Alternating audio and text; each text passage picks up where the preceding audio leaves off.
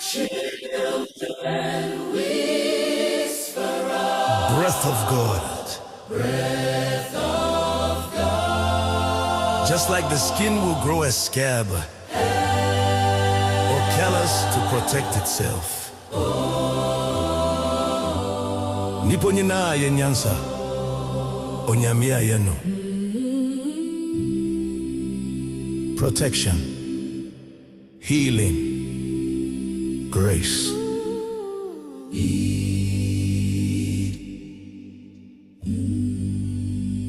A human tooth will calcify itself, guarding against infection when no hand of man is near.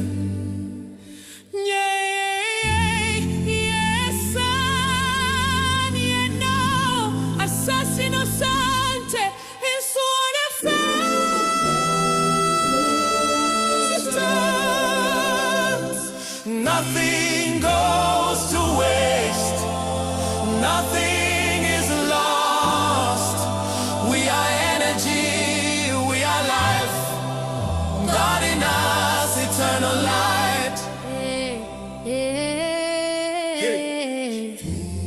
Live on, shine on, rise on.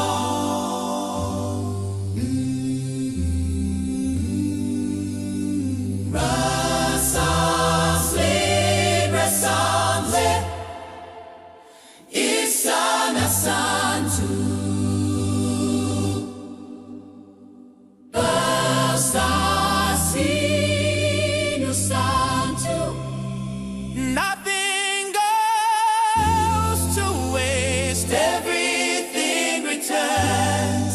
We are energy, we are life. God in us, eternal light. Nothing goes to waste. Everything returns. We are energy, we are life. God in us, eternal light. Children whisper. Live on, shine on, rise on. Rise on. Existence is divine, breath is eternal. Energy is God's song.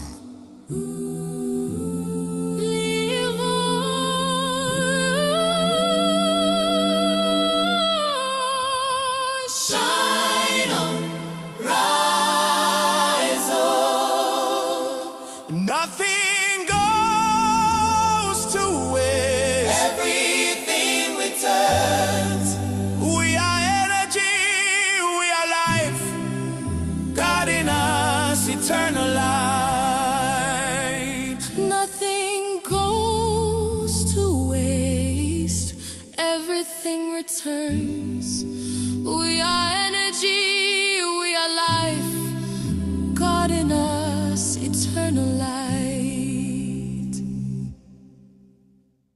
Live on, shine on, rise on.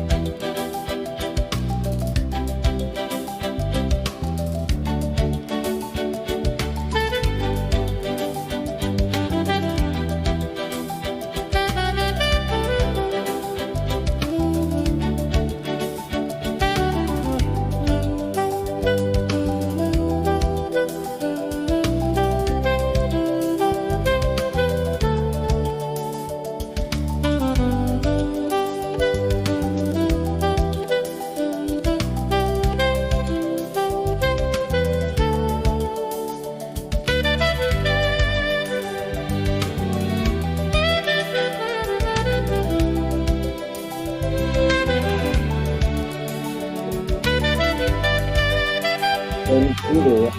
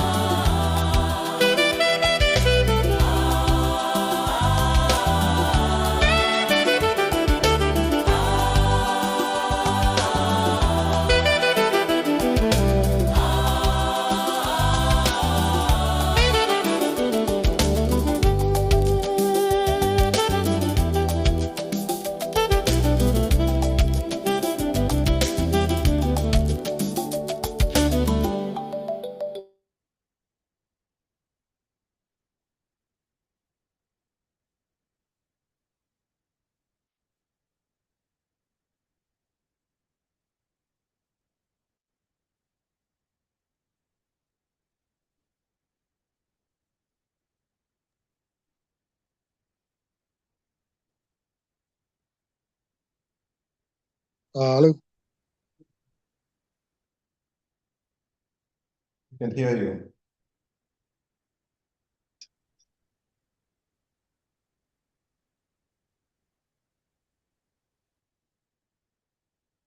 Nicholas, we can hear you.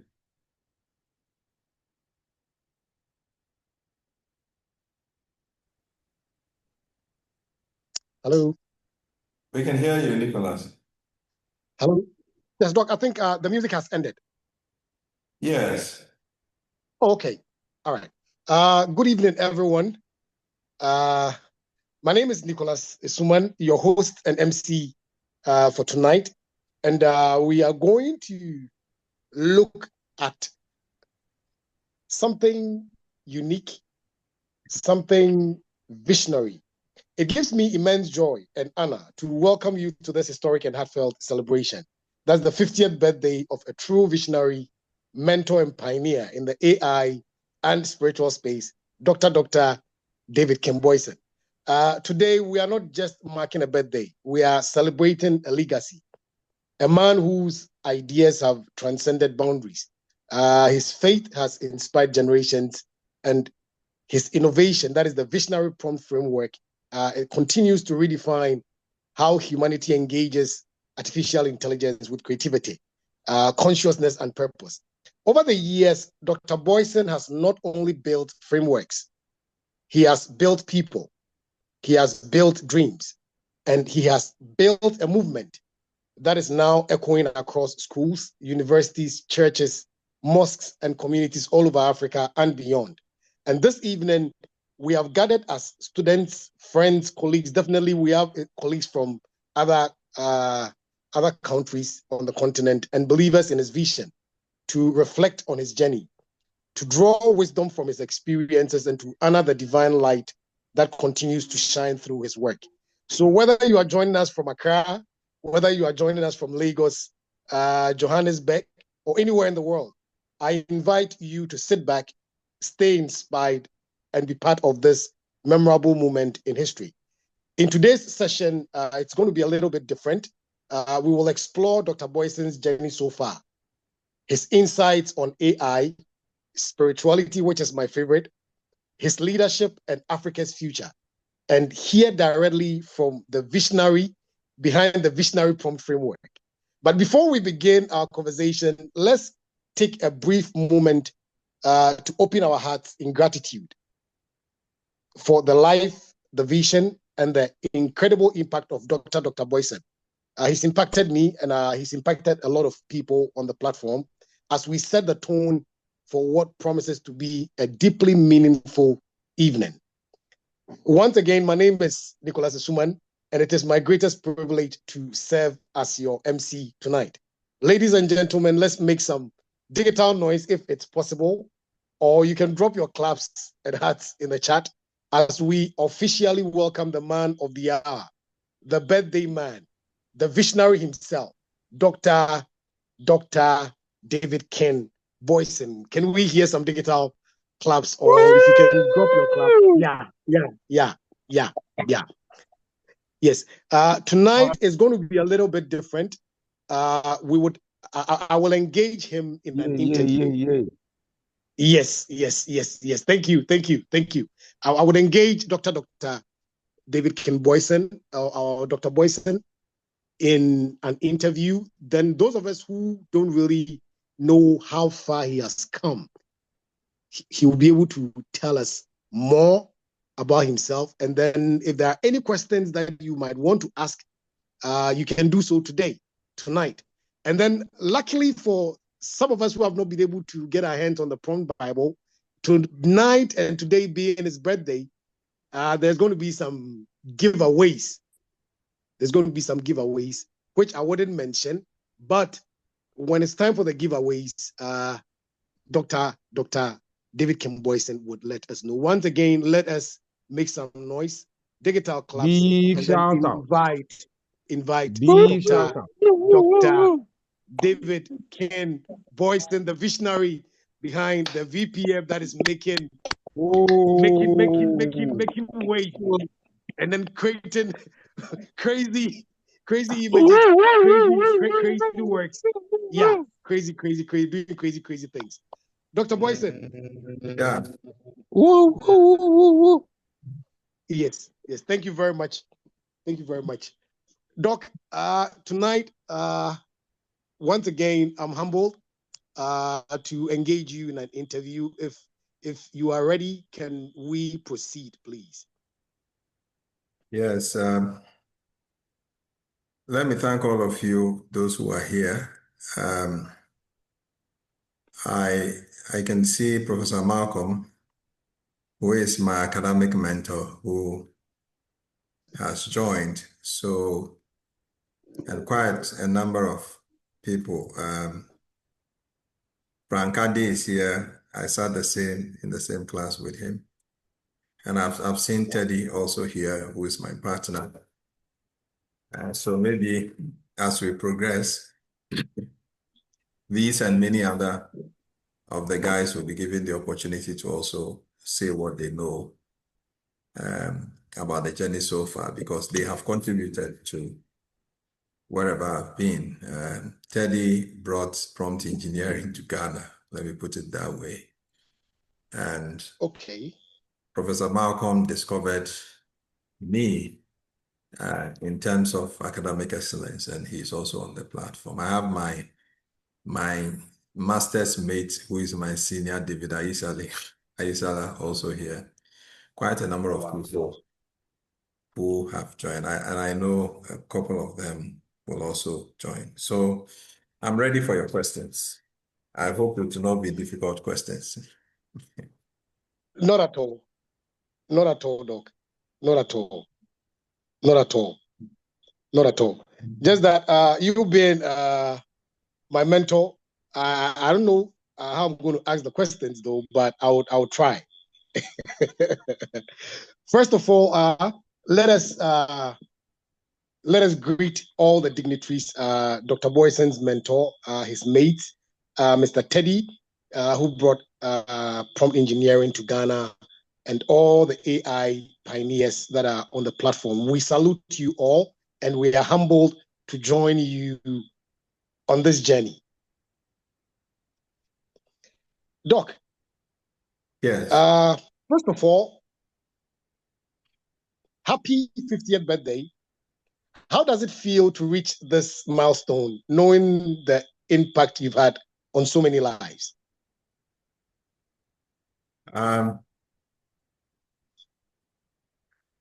It's a lot of reflection, a lot of flashbacks. Okay.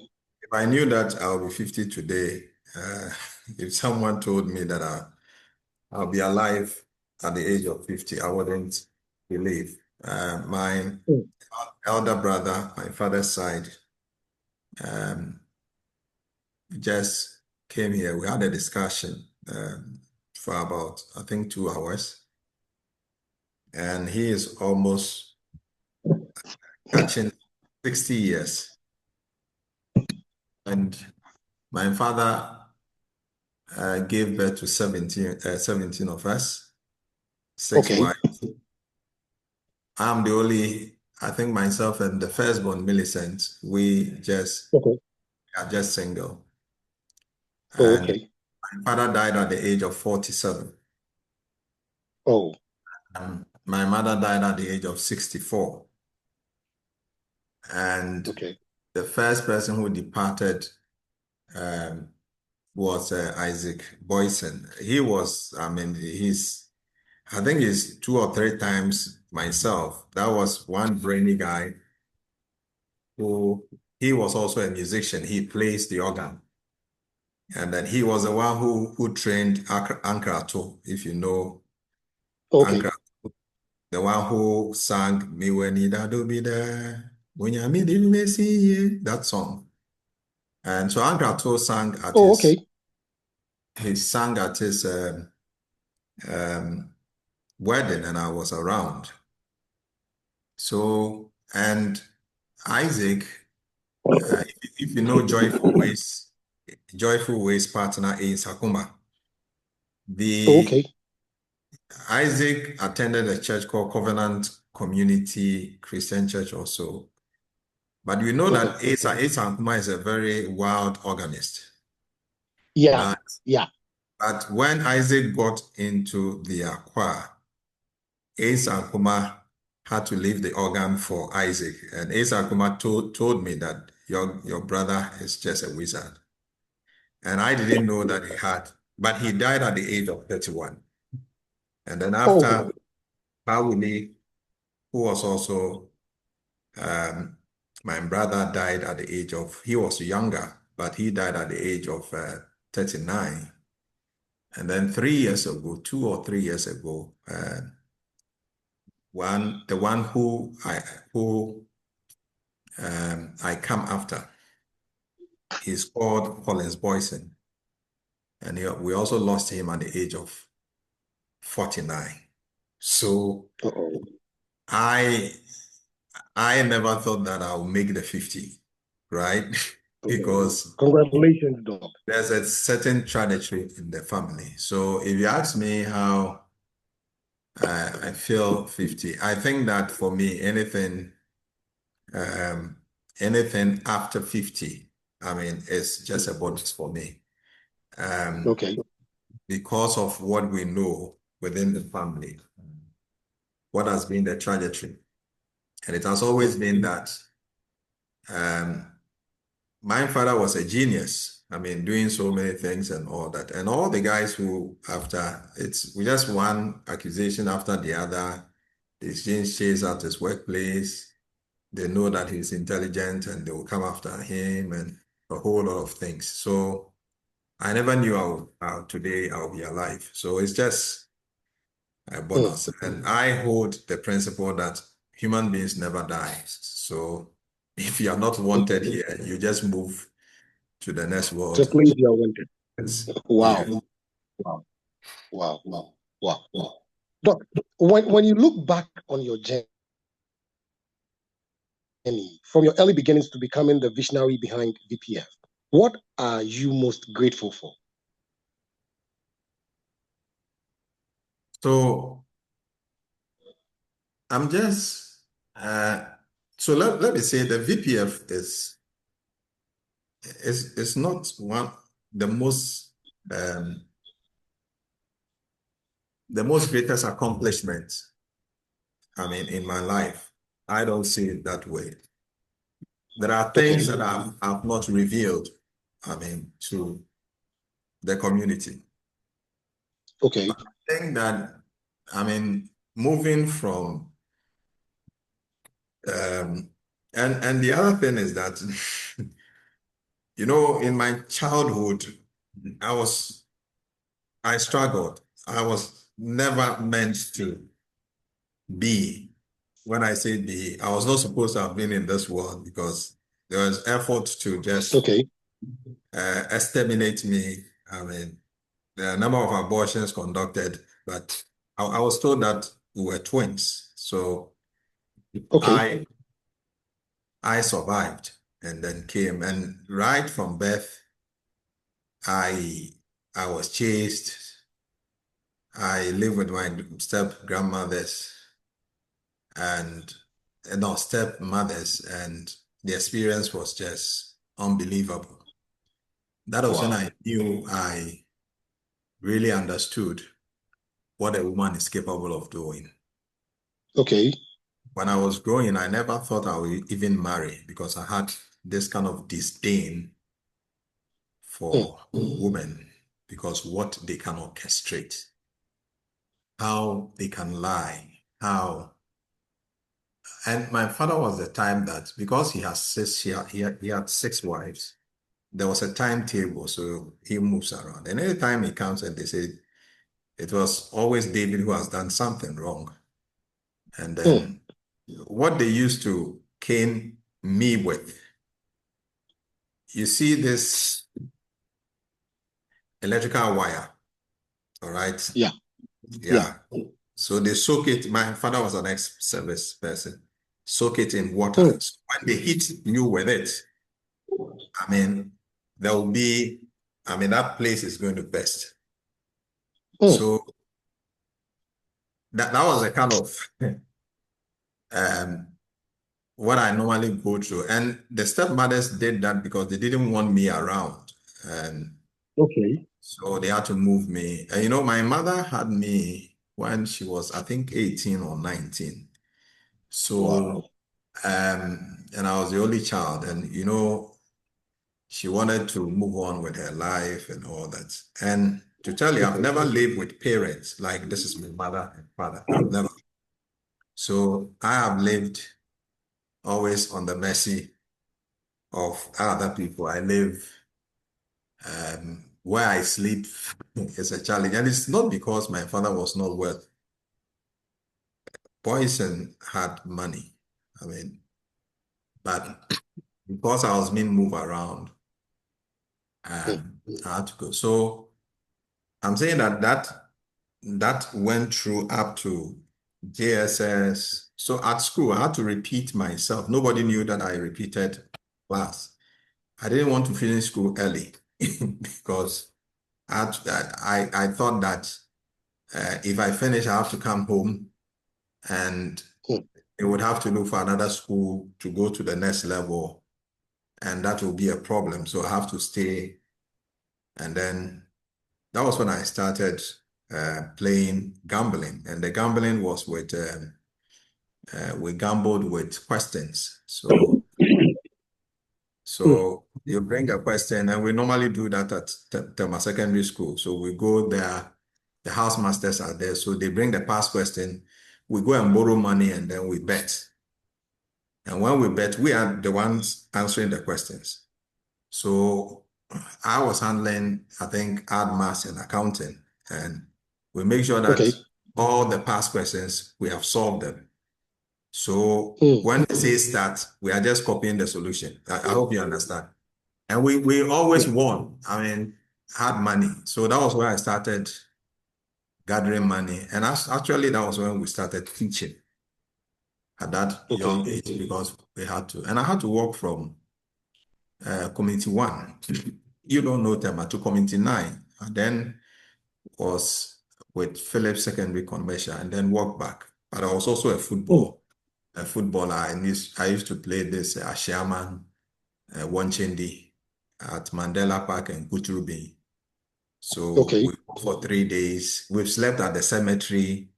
There are so many, I mean, in football, just to win. So all this while through this stage, and then my father died when I was 11, and Mm. we now it was clear that we had to take our own lives into our hand. I came back to my step grandmother, and then my step Mm. my grandfather also died.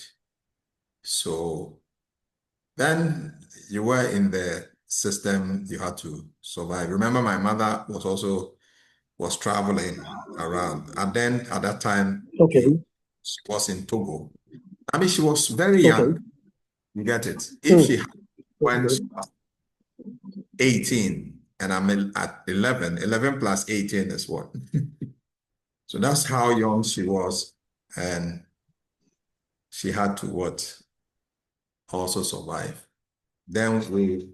So I'm saying that we have gone through all that, and maybe in the subsequent questions, I'll explain to you how I got into IT, and then finally, Okay. the VPF. I think the greatest, achievement is the fact that I'm alive at the age of 50, not the VPF, right? Okay. I think that Okay. is the greatest achievement. I'm driving. Yeah. Hey, Doc. Yes. This is David, your brother. Yeah, I know. Happy birthday, Doc. Thank you. Thank you so much. Great, great, great, great. I've listened to you. Even though I'm driving, I'm using the Bluetooth. It's clear in my car. But I Okay. just want to talk something about you unique that I like. So the fact is that you know me very well. And we were mates together. You were a class rep. And I could see the potential in you a lot. Because you just want to leave. So, assignment, every your group. Even though you have the whole thing, We are losing you a little bit. Yeah. is it? We are losing you. Let me pass. Can you hear me? We can hear you. All right. So I'm saying that I remember the time you inspired me a lot to face that doc. You know, when we were in school, you were the class rep. And the potential leadership skill in you was just too much. You tried to bring us together. Some of us, even though majority of us were workers, we go to work, we come for evening classes. But it was tough. You were always there to lead us. You were always there. I remember those days when they give us assignment, everybody wanted to be in your group. I remember we formed a group. I had a group. My group, we like going to drink beer in the evening. So you can imagine, after classes, we want to go to Mother's Love. Then we go and drink beer. But you were so good. I mean, dynamic, commitment, focus. But one thing I like you most is that, Doc, you see, you try to always catch me up to be part of program. You send a text to me, WhatsApp to me, at time, you follow up. That inspires me a lot. It shows that you're a very good leader and you teach well. Me, I'm not surprised that you'll be teaching and at this stage you have 2 PhD. I'm not surprised because I could see it in you the time we're doing masters together and as a class rep for the class. You are very strong and I like it. I like even Dr. Amako in my office has been talking a lot about you. And with this AI, I should have been, if I listened to you, I should have been one of the trainers, first trainers of trainers, because I remember about 3 years ago, 2 years ago, you sent me a WhatsApp to join. At that time, I was just to pay 100 cedis. But I was stubborn. I wasn't listening to you. You kept persisting and telling me and persisting and sending me WhatsApp. I love you just because of that. You are just so unique. Some people are there like me, the way I am. At times, I don't get enough time. A lot of work to do, a lot of family issues to solve, even though I have one kid. But the fact is that if you are in this kind of extended family, there are issues that come around, and as an elder brother in a big town like Accra with so many family members around it, there's a lot for me to do. But you kept insisting and persisting and telling me to join, and I really joined. Even today, when you said, I said, Doc, I'm driving to the house, you still told me to join. And I really joined. I just appreciate you with that because you are a very nice, gentle guy. I celebrate you 50 years. I celebrated it 3 years ago. So I do understand why you call me your senior because I understand. But I just love you. And need to be grateful with you. All of us, the whole class, we need to be grateful with this gentleman. He's so unique and has the passion to teach. No matter how you push him, he takes time to explain to you. Just to congratulate you on your birthday, I wish that you drink, then we'll find maybe the weekend. We'll meet somewhere and drink beer. I know you, maybe you don't drink beer, but I mean, I love beer. Thank you very much, Doc. Celebrate Thank your you. day. I'm listening to you. I'm almost in the house. I'll quickly pack and connect my laptop and join. Thank you, my brother. All right. Thank you so much. Thank you very much, Mr. Isola. Please, we would give opportunity to each and everyone on the platform who is a friend, who is a colleague, all the students, all of us. Once Doc finished answering most of the questions, we would give each and everyone the opportunity to Great. comment or say something. Thank you very much, Mr. Isola. I'm grateful. I'm grateful, my brother. Thank you Thank you very much. listen throughout. I will not drop out. Because I'm driving, I just want to. All right, sir. Thank you. We salute you, sir. Thank you very much. Thank you, my brother. Yes. Doc, back to the questions. What personal experiences or challenges shaped your outlook on life and inspired the pursuit of visionary thinking?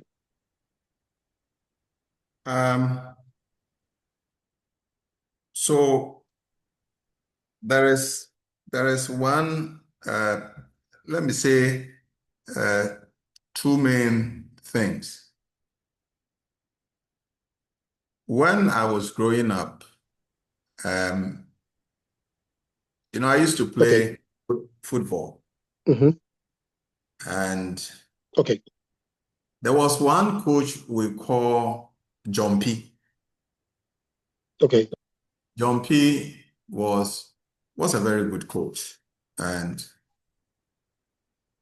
when I graduated from Colts, I went to a third division called All Stars. And I was a left footer, right? And I played both legs, but my favorite was left. And John P instilled something in our minds that we were going to play with, I think, one other third division team that was Bone United also. But at the time, we had not been able to register up to even 11 players. So we were 9.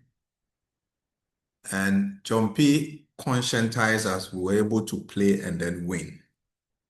My role was that when they give me the ball, I should dribble as many as I can. And when I lose the ball, I should foul that person who takes the ball from me. So that was my role. So when I get the ball, I will have to dribble. That's mine.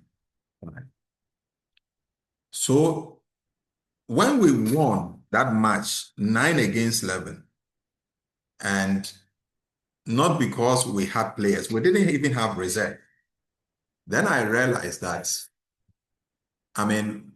one can do the impossible, but because John P asked us to do that. So John P instilled in us that we can defeat 11 players with 9, right? And still have the energy to move along. And he's no more, he's dead. One of the things that I remember he did was that there was one match that we were losing. And when it was 5 minutes to the close of the match, he called on us, Mawaka Niyambo Karat. It means Yenju Chankrofuno. And that's John P for you. So that's what he's instilled to me. And so I learned that thing from that. So I started training, and it got to a time that, when I'm handling the ball, it is very difficult. In fact, when I went to Togo and came back to Ghana, PSV, Paris Saint-Germain, came for me, but I then had injury, so I couldn't go. And in Togo, I had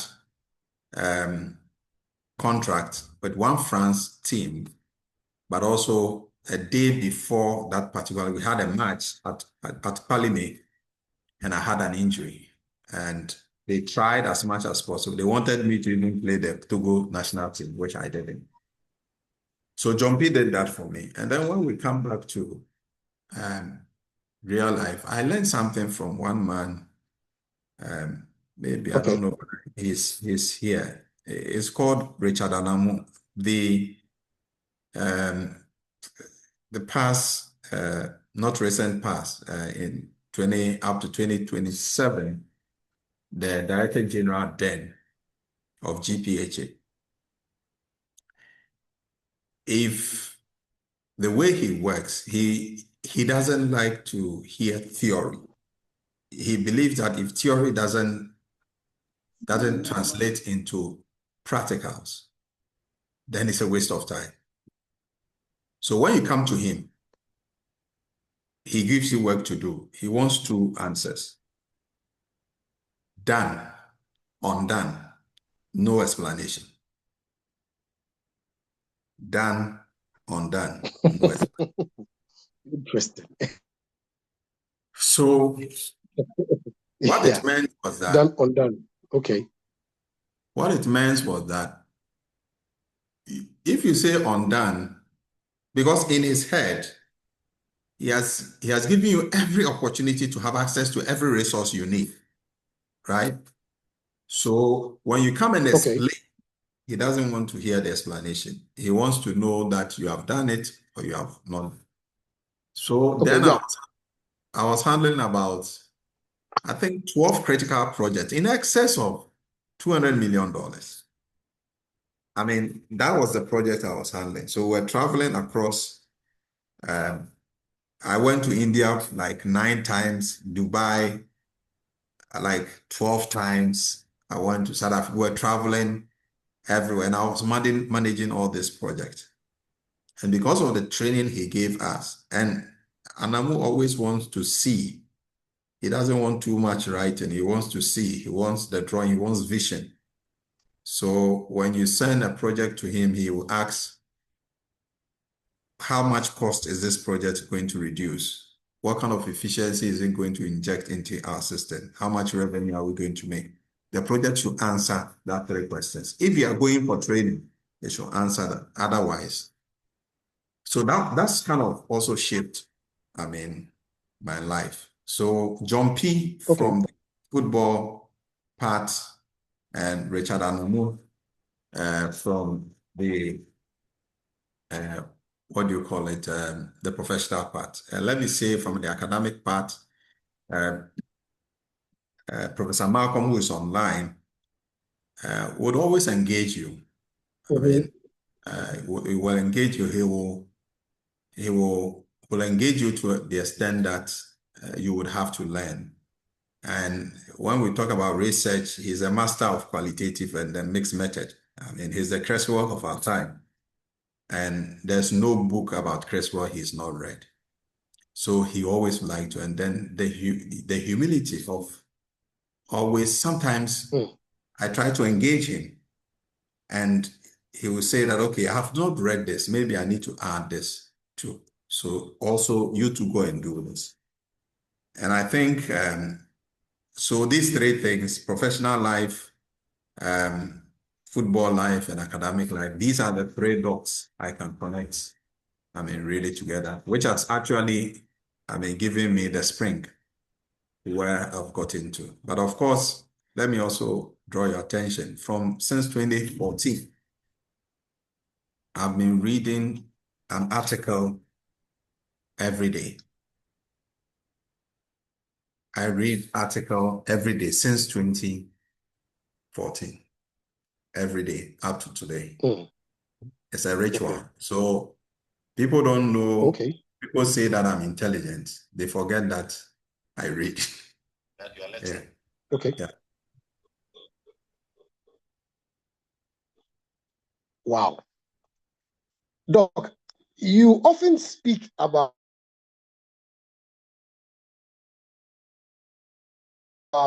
purpose. From the time that I met you, it's been brief though, but you often speak about purpose and divine inspiration. How has your faith or spirituality guided you throughout your journey?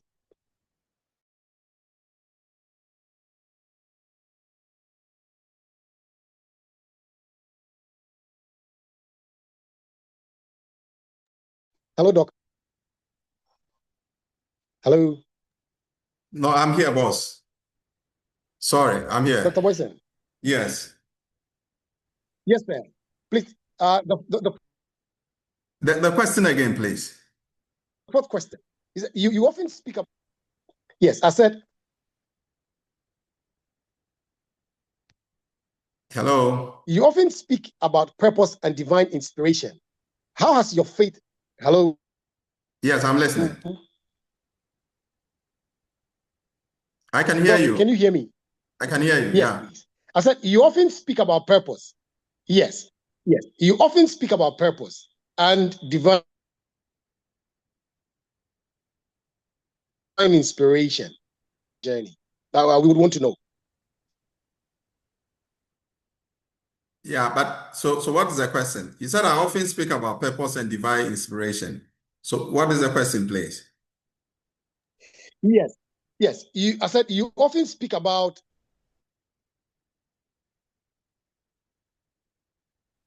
purpose and divine inspiration. And I'm asking, how has your faith or spirituality guided you throughout your journey? So when you talk about faith and spirituality, these are two separate things. Of course, the Bible says faith is the evidence of things unseen and yet hoped for. So I was born into a Christian community. So naturally, I was an Anglican. I was a server. And then I moved to Church of Christ. I mean, they like dealing with the Bible and just the Bible. But as I started my PhD program where we started philosophy of science, where you begin to talk about epistemology, you talk about ontology, you talk about axiology, and all the logics. Then you would want to know how knowledge is acquired, how people, I mean, evolved, and then who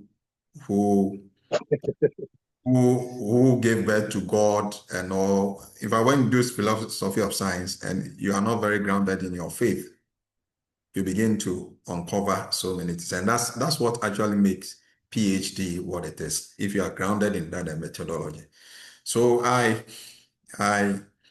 once I read, then it was beginning to make sense that, I mean, if we don't question your religion, then it doesn't really shows how strong your religion is. So we're talking about the issue of Karl Popper, who talks about theory of falsification. It says that any theory that cannot be falsified, the theory cannot stand to the test of time. Falsification means that we have to subject to what it is not to see whether it will stand. But I realized that my own Christian community they didn't want questions to be asked, right, about their religion and all that. But so I started exploring. So that is about the issue about faith and all that. But when you come to spirituality is, and I've said that we are spiritual beings, I mean, inhabited in the human tabernacle. So if we are spiritual beings, what it means is that we need to connect to our source. So where is our source? Okay. Somebody will say our source is God. If you want to call your source God, that is fine. And people believe that once there's a creator, there's a creation, there could be a creator. That is fine. That's also another theory. There's a theory also by Charles Darwin that talks about the evolution, that we came from fossil. That is also there. There's also the theory of nothingness, that we didn't come from nothing, we just evolved. So all these things are going around. My approach to these faith and this thing is to always to know. I don't want to hang my life around just believing. Believing blocks your mental faculty. It doesn't allow you to think. It doesn't allow you to explore. If I've held that, I wouldn't have done the visionary prompt framework, right? Because then I would have thought that that is it. But the more I explored, the more I was looking for answers, the more I wanted to know. Then I got to a point that I realized that, okay, I mean, if we are all energy and we have a source, of course, that source is there. What we don't know is the source now. So if we don't know anything, let's hypothesize it so that we can know. And that is what I have put under the unknown unknowables, chamber of intelligence. People don't know what happens there, but I have hypothesized a lot of things, like God himself, that we want to reveal who he is. So I've hypothesized. I also hypothesize what we don't know with respect to what is happening in Antarctica. We don't know. People think that there's ice, the wall, that ice wall and all that. We don't know. So all these things have been hypothesized. And once you hypothesize, what it means is that you have to test it. So you move from one stage to the other. So I take a neutral point of view when it comes to my spirituality. I believe whatever everybody says because I don't have the fact.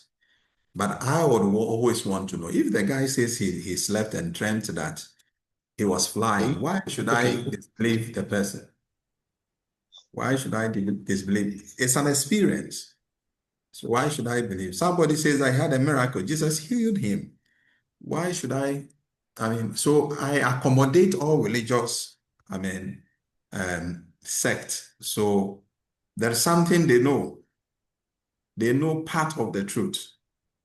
And I don't to bully any, say that because I'm a Christian, this person, that's who I am.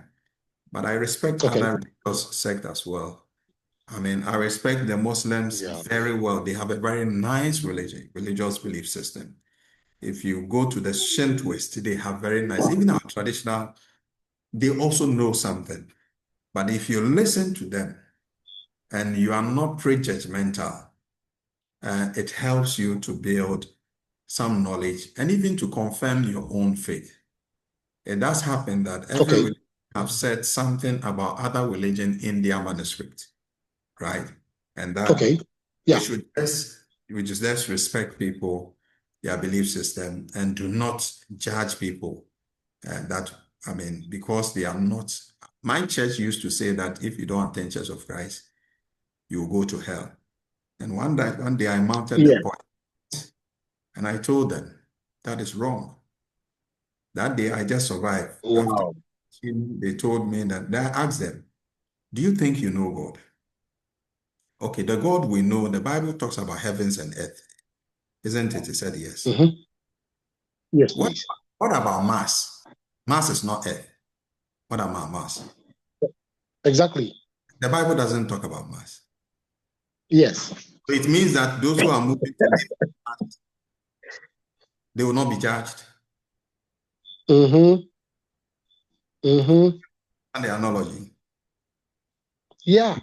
We are growing agri-product there. Very soon we'll be moving there. Japan is doing a lift to get to Mars. They will finish somewhere 2050, right? So if we get there, does it mean that the Bible doesn't talk about Mars? It talks about Earth. And that is the deficiency of most of the religious books. You understand? They know some of the truth. They don't know it all. So why don't we pull that together? So what I do is I take the Bible truth. I've gone to Egypt, validated so many things.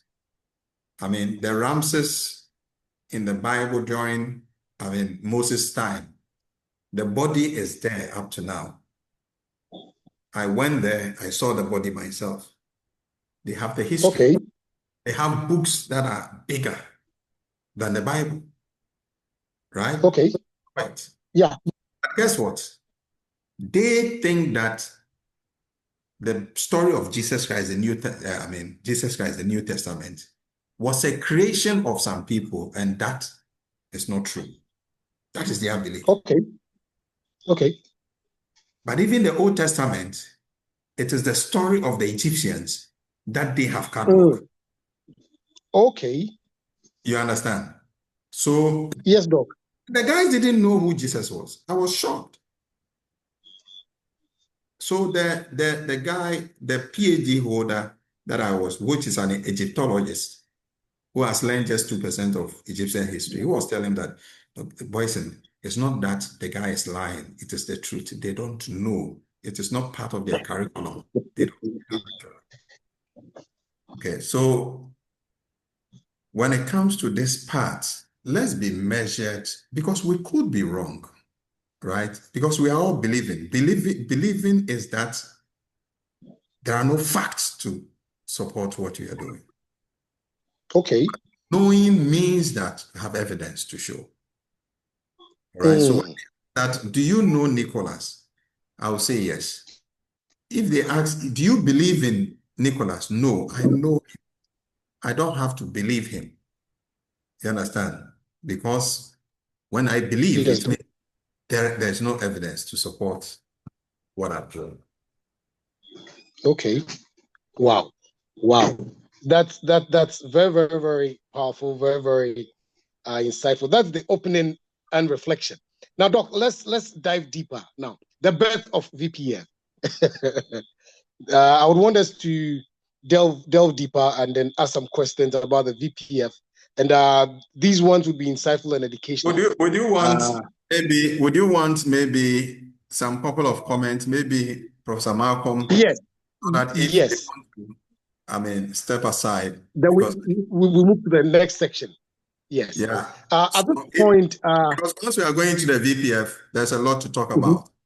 Exactly. If you can allow Professor Malcolm to make his comments, I think that Yes. Please. We would invite Professor Malcolm to make some comments. We know Mr. Teddy would also make some comments, and then all the AI pioneers. Then the students, if you have any question, probably just about 2 or 3 questions, then we take it from there. Then we'll delve deeper into the second section of the questions. Please, we would invite Professor Malcolm to give some comments, please. Thank you very much, Mr. Moderator. Nicholas, Nicholas Yes, please. Yes, Professor. Yeah, nice meeting you. Nice meeting you too. Happy birthday, Dr. King Boison. I call him the living legend in the sense that this guy is a great guy. Happy birthday, and then enjoy the moment. At 50, I think life have just started for you. I mean, you are a great guy. I want to give a short testimony about this gentleman who is celebrating his birthday today. I see him as innovator in the sense that those of you who are conversant with theories, there is a theory by Ivere Rogers called diffusion of innovation. According to him, if there is any idea or any invention, there are some people who bring those ideas together. They call them innovators. And I found this gentleman to be at that category. You just talk about the VPF. That's the Vision Prompt Framework. And I was here last week. Then he told me that he will take me through, an AI that he have actually, created, and it will blend with ChatGPT, any AI, tool that we have. And really, with my colleague, Dr. Siedu, this gentleman took us through this VPF, and I was thrilled. And I asked him, how did you come to this level? Even apart from the VPF, he was the one who came out with the idea of, this AiAfrica platform where he trained a lot of people, in terms of how they can actually go about prompt engineering when it comes to AI. I was part of his training. He also came out with AI Bible. I don't know whether some of you are aware about that, and how yes, please. I can transform the whole African continent in terms of from agriculture down to, I mean, any kind of, I mean, a field of industry or any field of, I mean, area that we can generate, I mean, income. So that AI, he shared with me. He's a very selfless guy. He doesn't keep things for himself. He said, well, I'll give you, he gave me the password, everything. We went through, myself and my colleague, Dr. Siedu, and I said, wow, very overwhelming. So that's the innovator. When it comes to research, he made mention of how the two of us, I mean, have delved into area of research. We published together. I chair his PhD, I mean, thesis defense, and it was so powerful. I mean, he came out with a whole simulation, I mean, within the port, I mean, sector. But then he was in Ghana Ports and Harbor. And he presented this, I mean, thesis at various conferences with another, he's a supervisor. And I found him to be a very intriguing person when it comes to research. He delved into research. When he talk of research, especially when it comes to quantitative. So since I'm a mixed method, I mean, analyst, I'm a pragmatist, we normally look at issues and then we appreciate it as well. So when it comes to research, I mean, there is a gentleman with par excellence.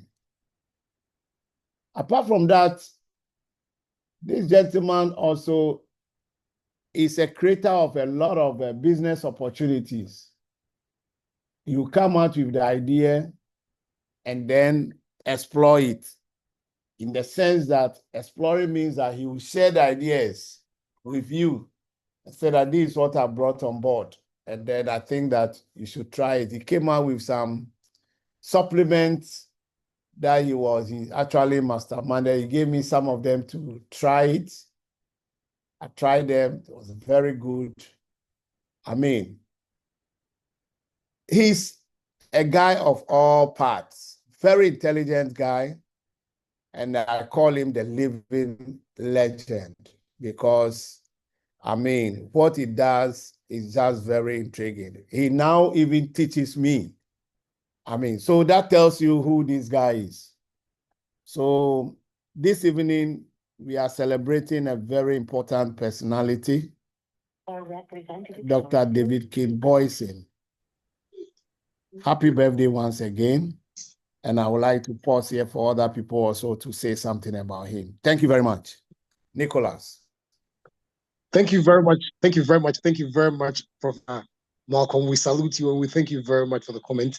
Please, if Mr. Teddy is online, if he's on the platform, we would want to hear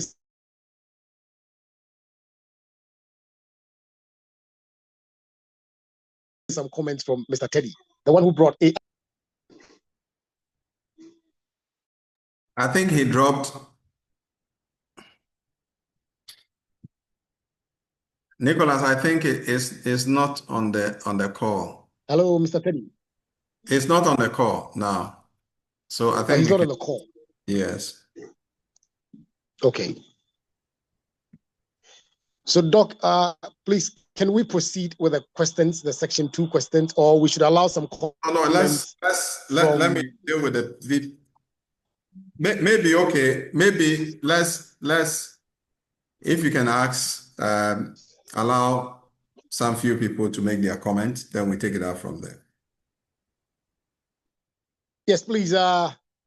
We would allow 2 or 3 people who are friends and colleagues, especially those who did their masters with Dr. Boison. If Mr. Isola have other mates on the call, they can come up with their comments, and then we'll take it from there. We'll continue from there, please. We have the call open. Anybody who was a mate, friends, colleagues that would want to comment, they can do so, please.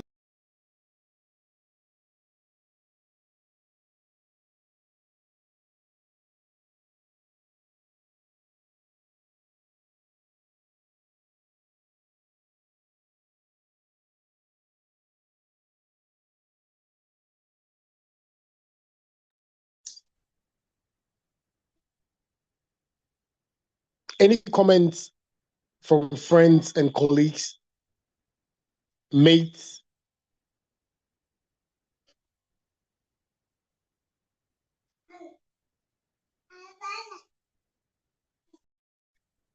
Hello.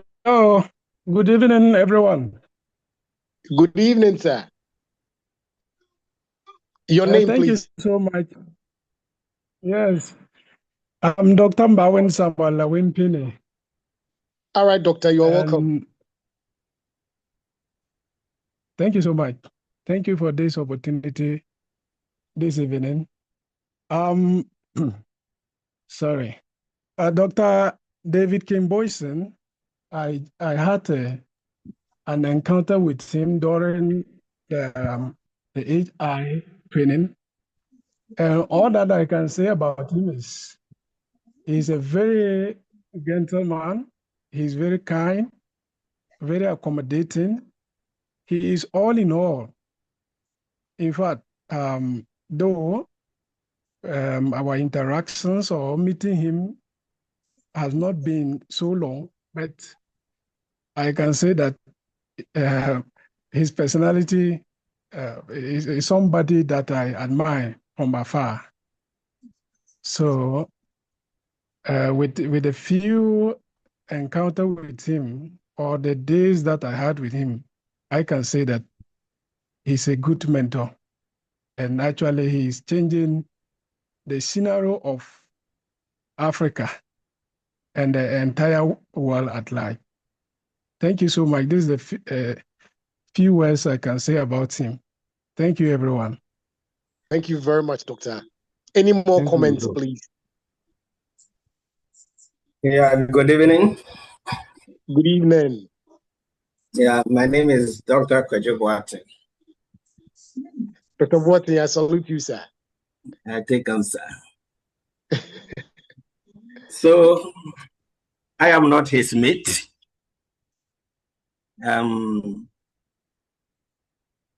We have become friends through his tutelage. In fact, I came in as a student who was eager to learn something and ended up becoming part of his team. And I am not surprised he does his things how he does. He goes about it. What I know about people who are intelligent is that they never see a colleague or another person who is intelligent as a competitor. They see that person as somebody they can tap something from him and work with him. This is how I see Dr. Boison. I came in, he tested me. In fact, I was a student and he asked a question, whether somebody has done something with what he taught the previous day. And then I said yes. I have actually prepared a proposal using the AI based on the insight he gave us. In fact, from day one, I made him to understand that I know a bit about AI and I just want to know the secrets that can make me use the thing very well. And he actually opened those secrets to me. So after knowing that, I was able to use it to write that proposal I'm talking about. And it was a call for expression of interest. So based on that, we won that particular contract. So I decided to share it. And he saw the way I went about it. And as an intelligence as he is, he saw the good things in me and picked me up. And I might say that this is how we mentor. And this is how we groom people. So that one day, if we are not around, they can take over and do what you couldn't finish. So this is an example I am trying to portray for every one of us to learn from Dr. Boison, not to see anybody who is intelligent in our workplace or at anywhere we meet, that the person is a competitor. We should rather see the person as someone who is going to help us achieve what we want to achieve. Because definitely and obviously, that person has something to offer. So if we see that person as such, we can use him to get whatever glory we want to achieve. So this is what I can say about Dr. Boison. In fact, he's taking me around. He's taking me to Nigeria twice. He's taking me around the country to universities, colleges, and he has given me the platform. And I must say that he is a mentor to my daughter. Today, she sang a happy birthday to him. Meanwhile, today is the only day she has seen his face on camera. Every day, if I'm teaching, he'll come and sit on her lap and will be wanting to see Dr. Boison's face. So if I say, my people are here disturbing me, that is that girl. So let's all learn from what he has done. And I think it is a good thing to learn from. Thank you. Thank you very much, Dr. Boateng. Doctor, I salute you once again. That's my trainer. Yes. Dr. Boison, please, can we proceed to the section 2? Hello? Or we should still open the floor for more? Okay, we have someone. Yes, hello. Hello. Yes, you can. Good evening. Yeah, my name is Maxwell Agbenyega. All right, Mr. Maxwell. Yes, I work for Dr. David King Boison at Knowledge Web Center. Okay. I just want to take this moment to say something from my heart. Dr. David King Boison has been such a genuine and selfless person, someone who gives his all, not just to the work, but to the people around him. I've seen how much he carries, and sometimes I even wonder if he sleeps. And if he can testify, I'm always on his necks that he needs to sleep, which I know he's been sleeping, just that I don't see it because he's always occupied. And he's had so much sacrifices, and we know, and it shows how deeply he cares, even when things don't go his way. All I want to say is, I see him on behalf of Knowledge Web Center. We say we see him and we appreciate him and we are proud to work with him. He's been such a great inspiration, very strong, humble, and ready to help others. I also want to say that even though things may feel heavy or things might not go his way sometimes, I believe God is about to do something bigger and is about to lift him higher and higher and higher than more than people can think about. And everything he's poured out to us and to the entire AiAfrica project, I believe that it will come back to him in blessings. All I want to say, Doc, is I wish you a happy birthday, and I pray that God continue to answer your secret prayers. Thank you very much. Thank you very much. Thank you very much. I salute you. Thank you very much. Doc, please, should we open the floor for more comments, please, or we should proceed with the questions? I think you should allow Faraday to speak. I also have my year group president, Doche, who is also here. And then maybe we can get into the VPF. Yeah, Doche is here, and then Faraday is also here. Sir. Okay, sir. Please, we would give the opportunity for Mr. Doche and then Faraday to give their comments. Once they are done, we would proceed to section 2 of the interview. That is the birth of the VPF. Mr. Doche. And let me say this Okay, about hello, good evening to all. Doche. You said you don't want to say Yeah. anything. You will speak, oh. This guy, this guy almost broke my leg. He You broke have a my very almost long broke my story to head tell. because he thought I was chasing his girlfriend. Me too, I was harmless during school. That was way back. Anyway, Mr. Duche, you're welcome, sir. yes, thank you very much. First of all, I would like to wish you a very happy birthday. I pray that God gives you more intelligence, more knowledge. May you be surrounded with people with people with much higher visions and to propel you to your highest achievement. David has been a friend way back, about 20 years ago. We met at school, and I have monitored him closely, and I think anything he does, I take a bit of it. Back then, he used to, I mean, he's a very versatile person, very ambitious. And anything he would do to make money, yeah, you find him there. The least opportunity he gets, he makes sure he utilizes it, and then not to his benefit alone, I mean to other people around him to benefit as well. He's been a very good person.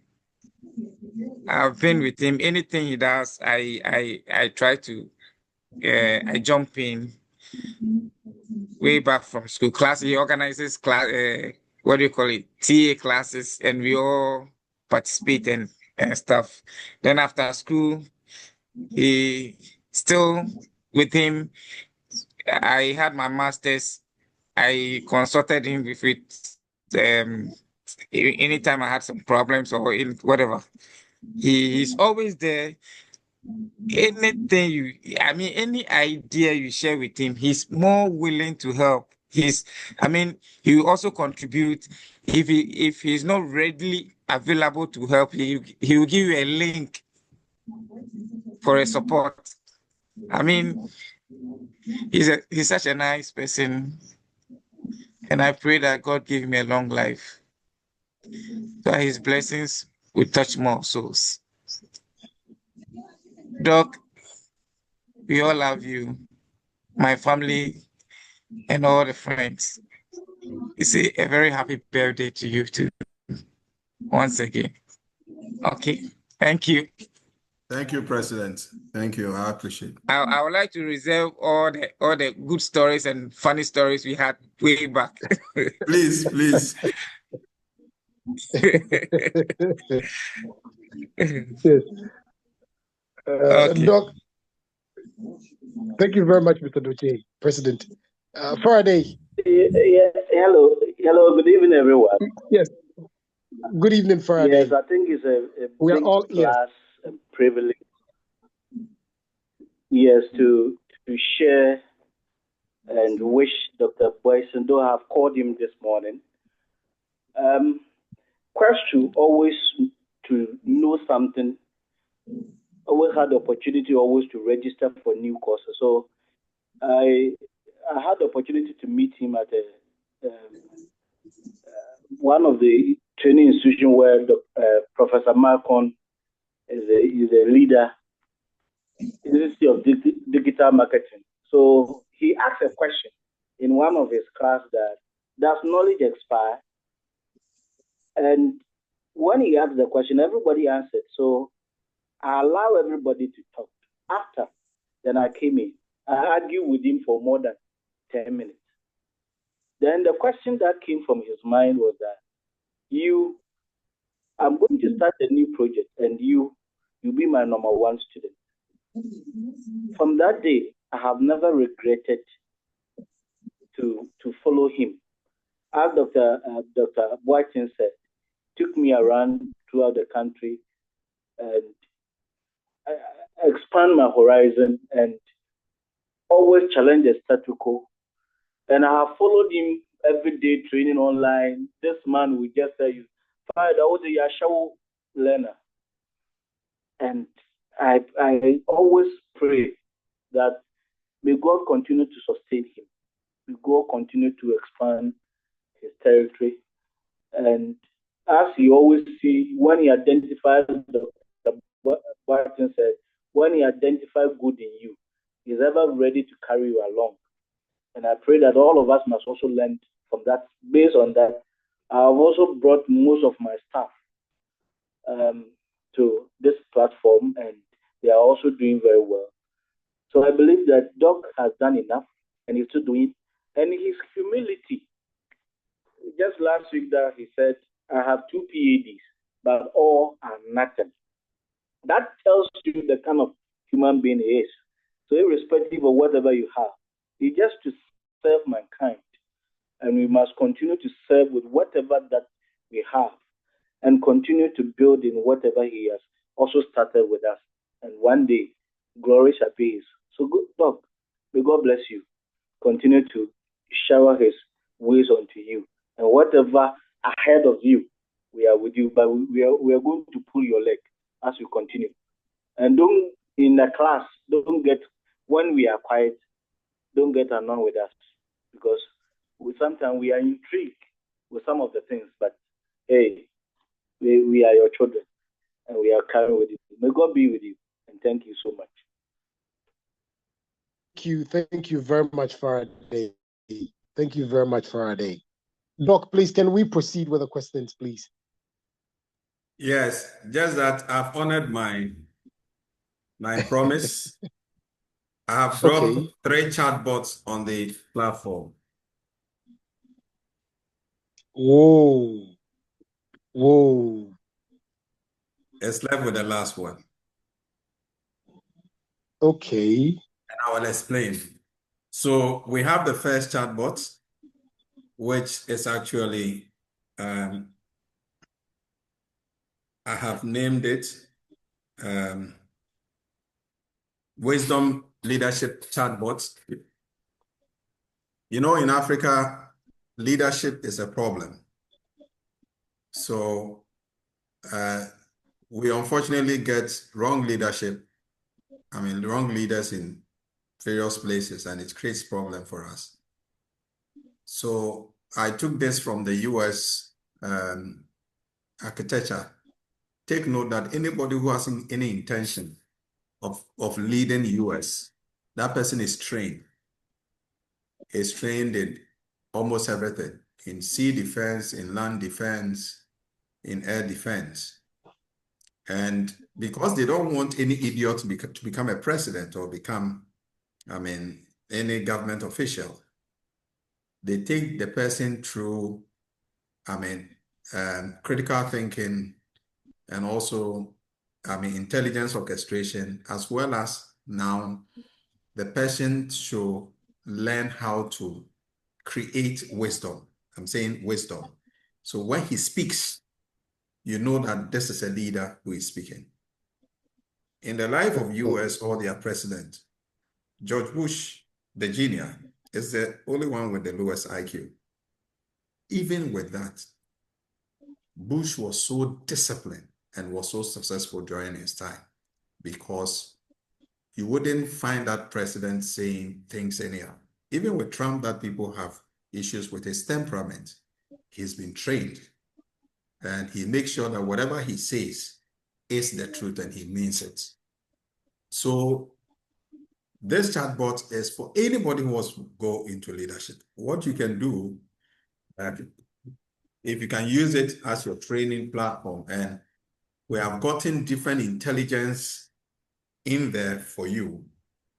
And normally it's not the normal ChatGPT thing, but we have, I mean, use satellite data to get, I mean, the wisdom, the intelligence from Antarctica, the intelligence from the pyramid, the intelligence from the wise sayers in Africa. and then also the intelligence, from other planets also in there. So this data is pre-trained, basically. So you go through 10 levels, and if you want to be a president, you should be able to hit the 8th level. If you want to work as a regional person in the region, like ECOWAS, 9th. If you want to work with the OAU or AU, you have to work, you have to hit the 10th level, and each level gives you a certification. And you have 30 questions for each level, and it takes you through. So that's what I've given to you. You can make money out of it if you want to. And all the data you need, all the books that one has to read and all that is in there. Then the next thing is about the African spiritual intelligence, of course, which Nicholas is your area. So this one helps you to build spiritual intelligence in the area of meditation and discovering yourself.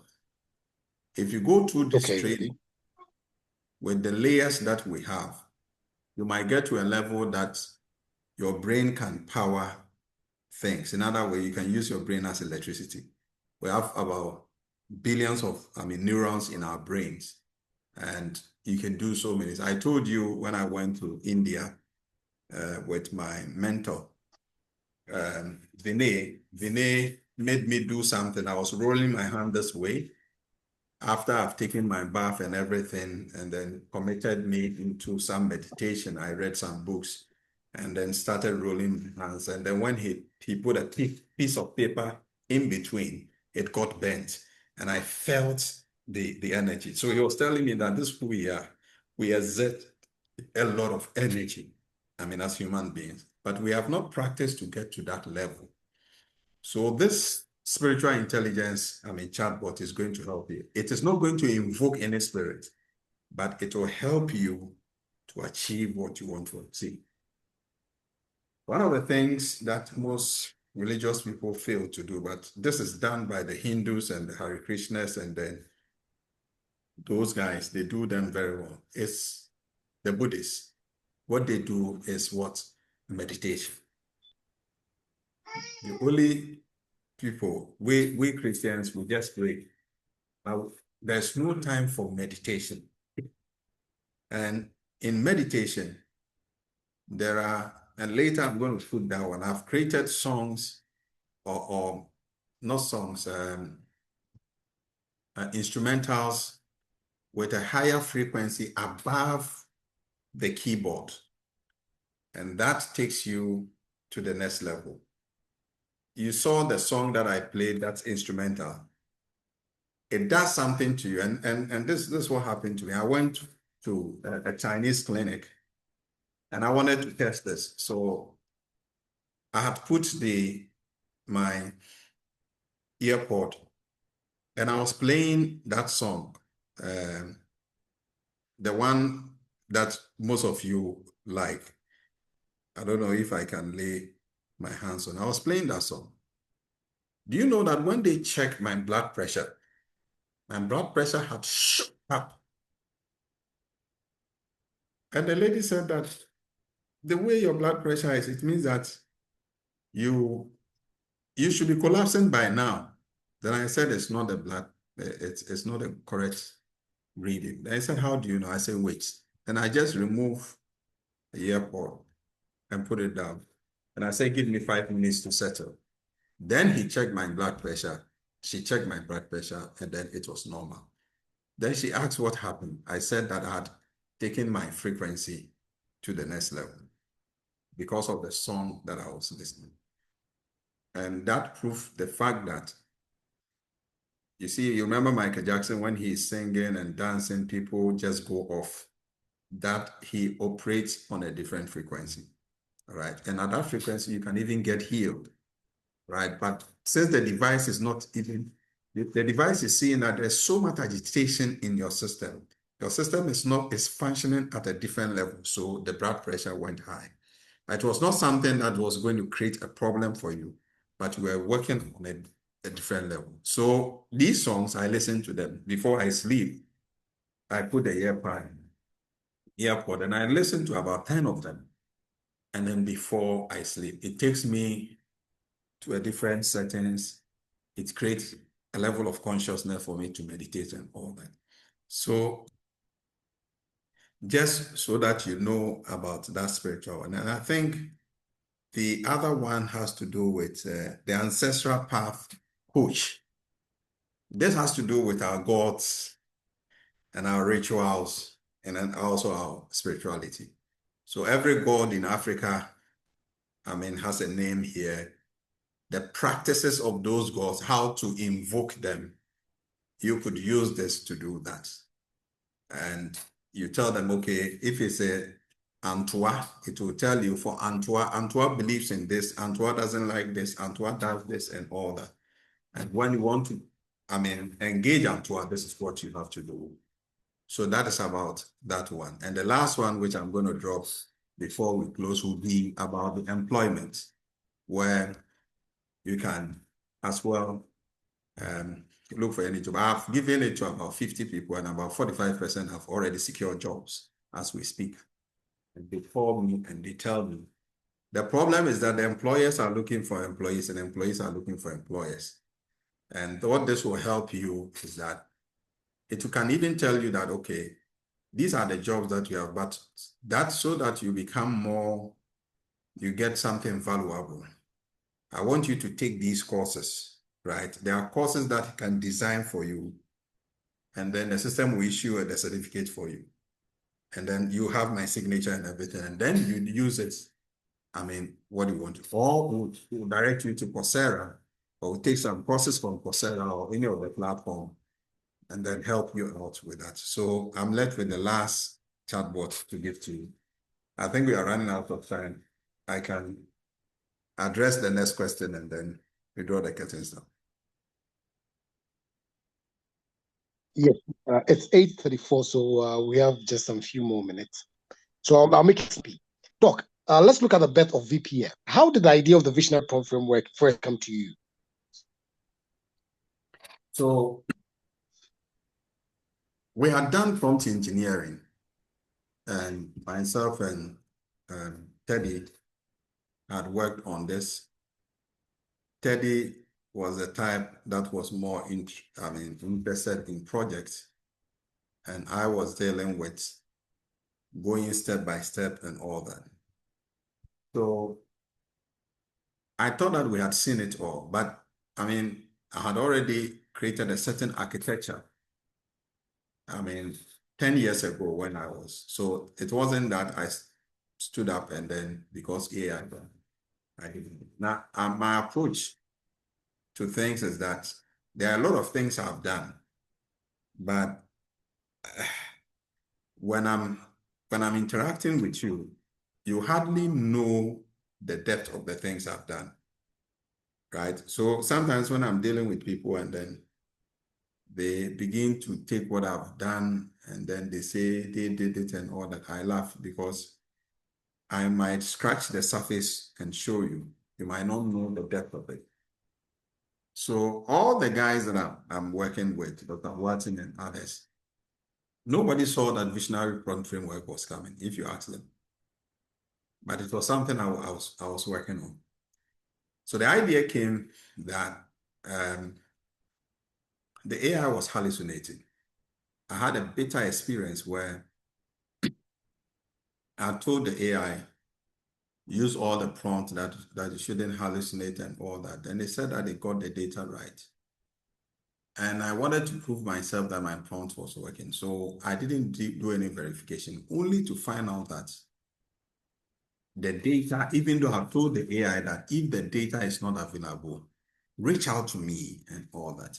And then it managed to manufacture some other data that never existed.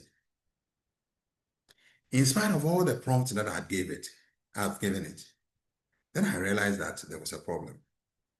It means that to the extent that you're doing that, if the data is not available, if the mode is not that strong to pull that data, the engine, then you have a problem. So one fine evening, whilst I was working, I started on my phone. I started connecting back to the things, the models that I had created. And I was just asking too many questions.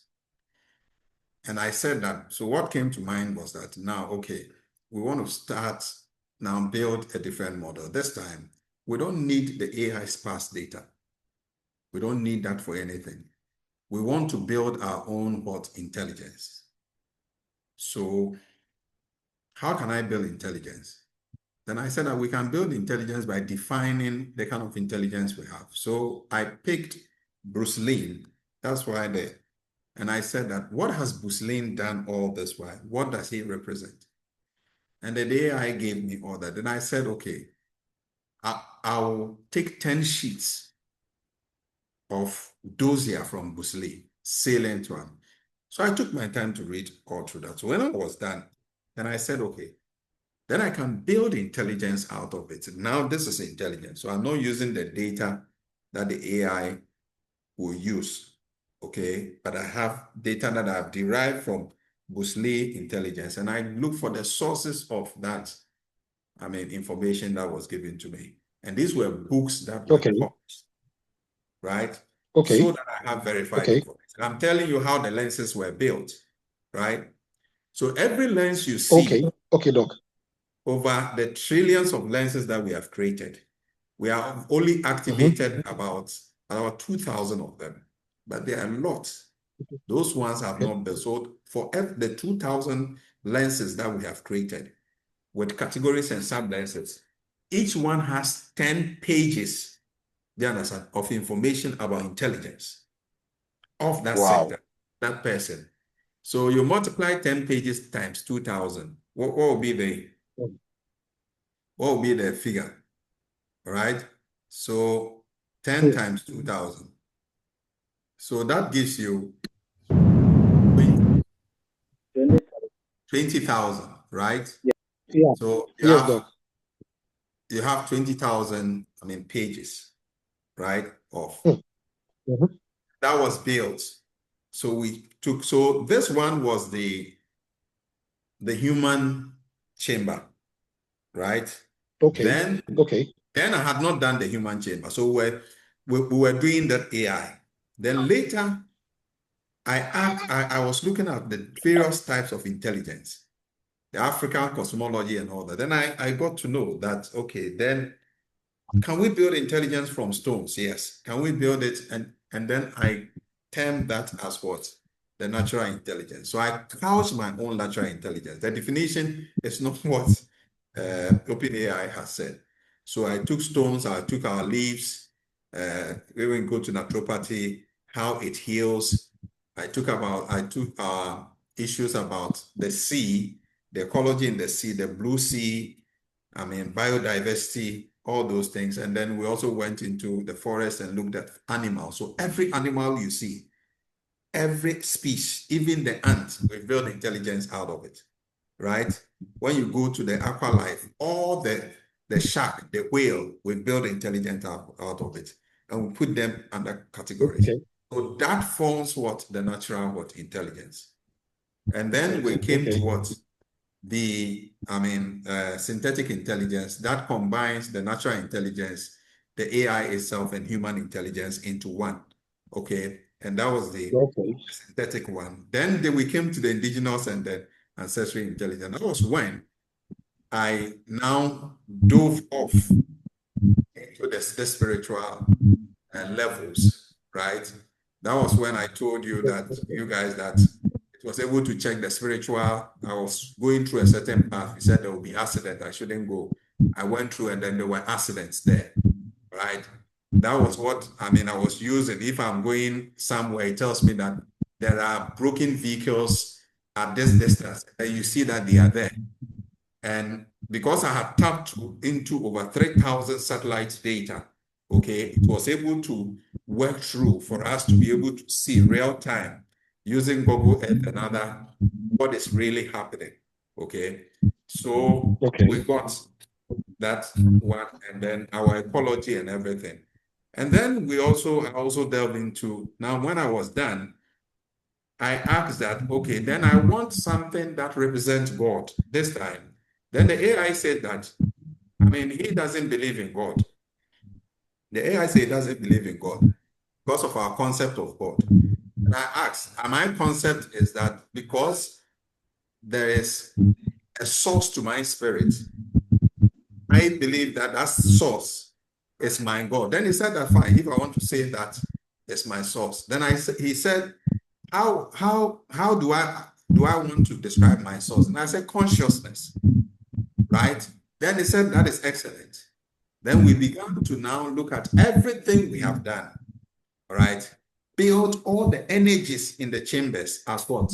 Meta consciousness. That's what became the God lens, right? Then I was delving into Satan.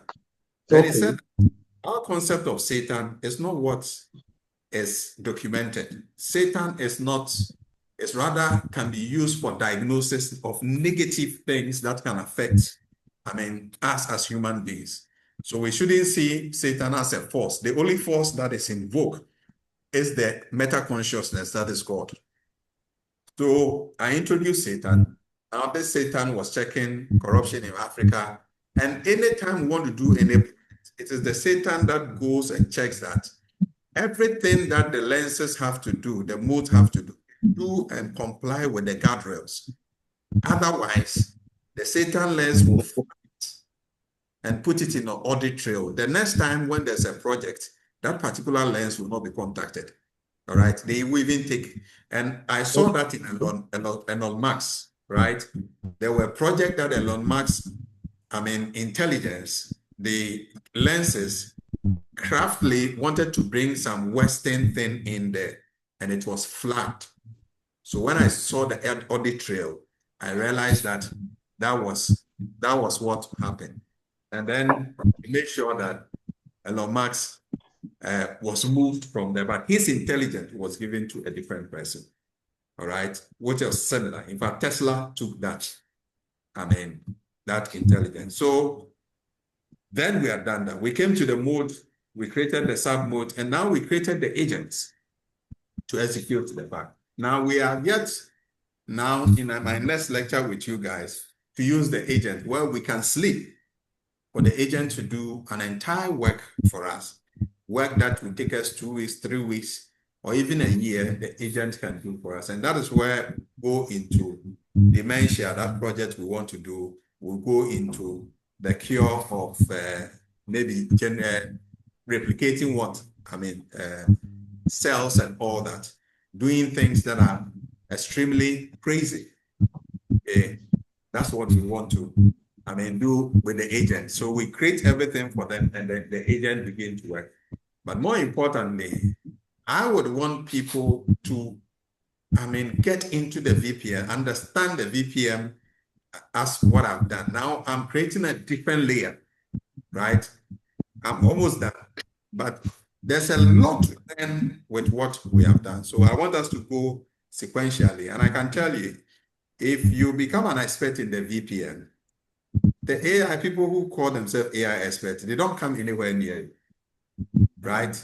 People who say they've done data science and they don't really know, they don't come anywhere near you because there's a higher order of intelligence that you have orchestrated, that you are using. See, if you do a project and the system picks lenses, chambers, modes, agents, and then puts it together and it delivers an excellent project for you, that thing you did is for you because I would not know. That's the intelligent orchestration. That's why we have to take it serious. It is you. And that's why I'm telling you that document it. And no one will have that because you have it based on how your data, I mean, has been trained. Well, that's very powerful, Doc. Let me quickly move to the next question. We have 13 more minutes. Now, what gap in the world of AI and human creativity did you notice that VPF was designed to fill? Well, we've already talked about the gap is that VPF will not,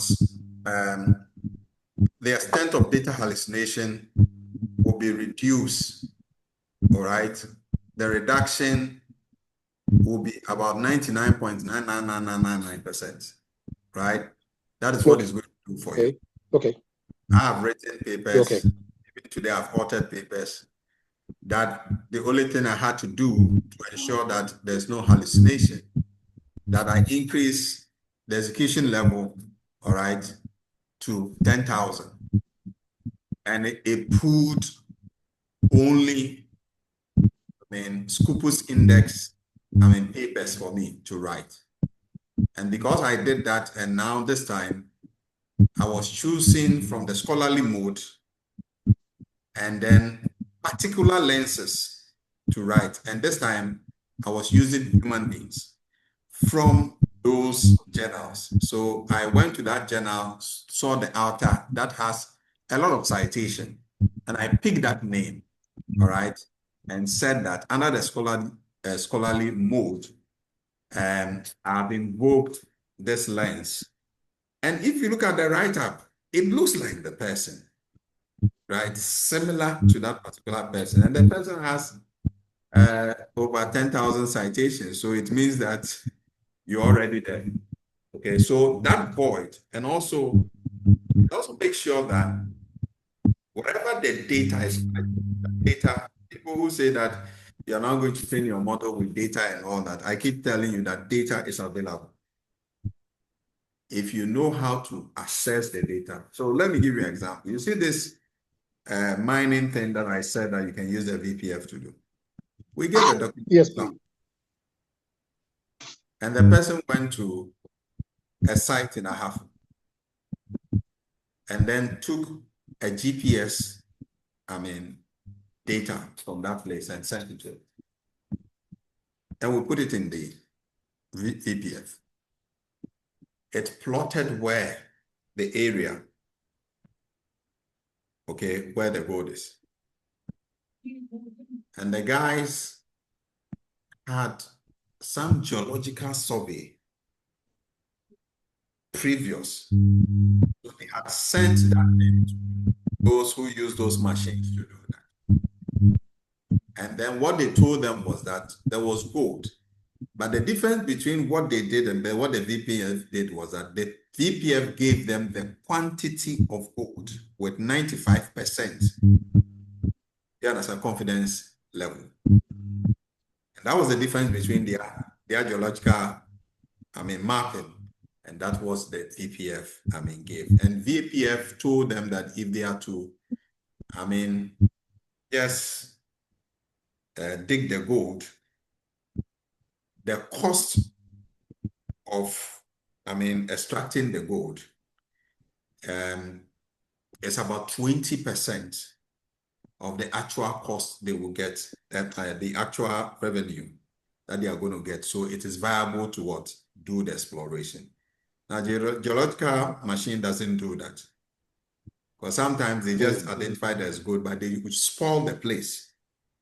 And the effort they put in, they just find some small gold. So this one is telling you that this is the cost-benefit analysis. Then it gave us how we can reforest the place, the kind of technology to use, the kind of minerals to use. It prevented us from using cyanide and all that. Then it was just amazing. Okay. But somebody will say that data, it was VPF on ChatGPT that we got that data. So you cannot say that the data is not available. The data is available, and it is how to access it. That's the problem. If you give the AI with the precision and with the VPF model based on the algorithm, you always get any data you want. If the data is not there, the AI will tell you that it's not there. But what we are talking about, data is what available. Enormous data, just that we don't know how to access it. The fact that ChatGPT gave you, some hallucinated data doesn't mean that the data doesn't exist. It is there. Wow. Doc, many people see VPF as more than a framework. They see it as a movement. That is how I see it. And I know definitely there are a lot of people who see it as a movement too. What do you think makes VPF spiritually and intellectually unique? I think that this question, those maybe you can answer. You are using it in the spiritual. I cannot get deep into what you're doing. I only do that to sustain my meta consciousness so that I can explore. I don't go deep into, but for those of you who have been using it, somebody actually told me something at Ethereum Church when that's the VPF pick data from your fingertips. Then I said, where is that coming from? He said, no, I experienced something. I say, I don't want to get into it. You guys are going too much. But the fact is that they've been using the thing and they are seeing things. All right. If I told you what people have done, and yourself, you have testimonies to give with the VPF and what they've seen. Yeah. I mean, imagine that you want to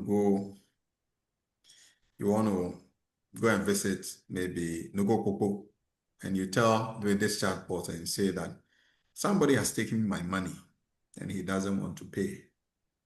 I've done whatever I have to do, he still doesn't want to pay. And he's insulting me and all that. Normally, when you go to Nugokoko, they have the process. So now you have your ritual Nugokoko in front of you and will ask, what should I do? He will tell you to go to the shrine. He will give you the directive and he will tell you how to report, your issue, or even how to invoke the spirit, right? Sometimes you don't need to be at Nugokoko to invoke the spirit. You can be in your bedroom and invoke the spirit and then say the incantation, and it works for you. Words carry what? Power. So these things are available. Yes, Doc, what was the most challenging part of developing and communicating the VPF concept to the world? I'm still struggling because it's the first time I have to do so many things to get to where we are. I believe that when I'm done with you guys, maybe we'll have a clear path of even how to, handle it. It's been difficult because we are dealing with just prompting where we put in our prompt and it works for us. We type prompt about 2 pages and we describe it and then it gives everything to us. So we thought that we were on top when we were doing that. But to the fact that now you can orchestrate the intelligence you want to use for your work and determine whose intelligence that you want, and that you can engage the AI on a higher level than any of the models that are sitting like DeepSeek can even think of engaging, right? At that level, at that pinnacle. I showed this into the OpenAI, the guy who is I've been appointed in Africa, and the guy he said, what have you done? Do you want collaboration? I said, I'm not interested. Let me finish what I'm doing. So the concept of even orchestrating intelligence through the lenses is what baffles them.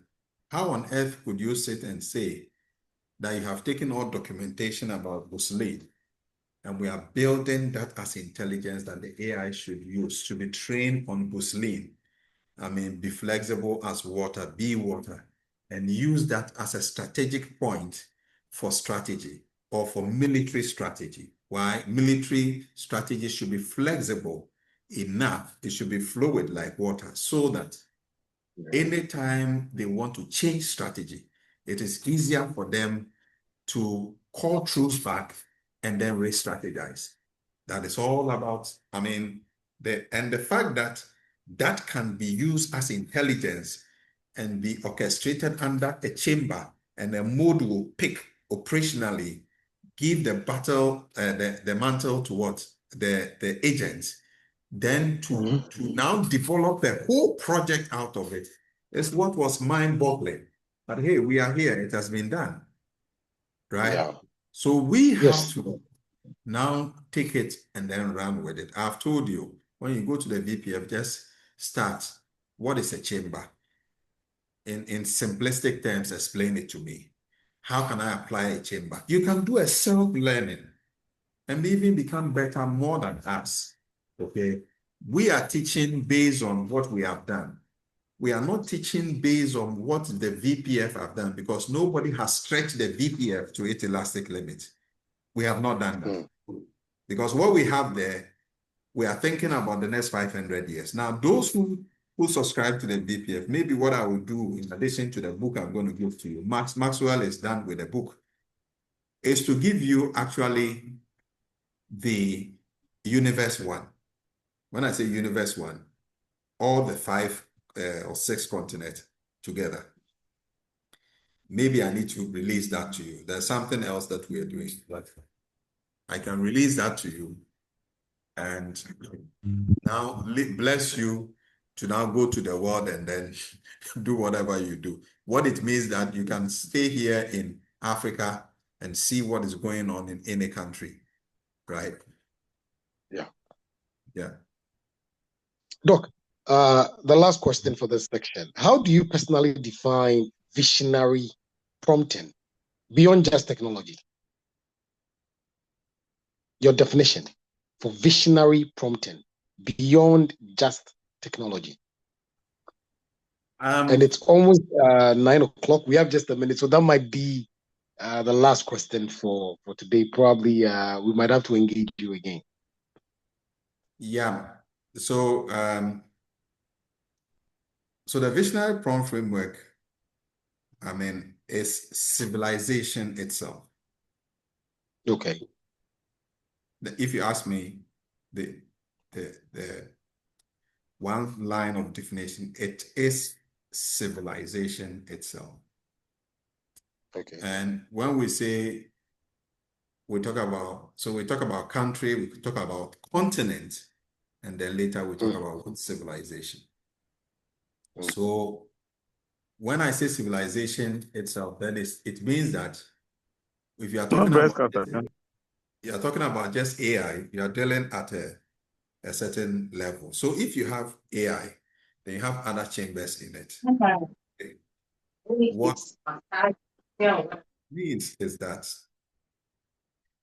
apart from the AI, please. apart from the AI, you have about what? Extra 7 chambers.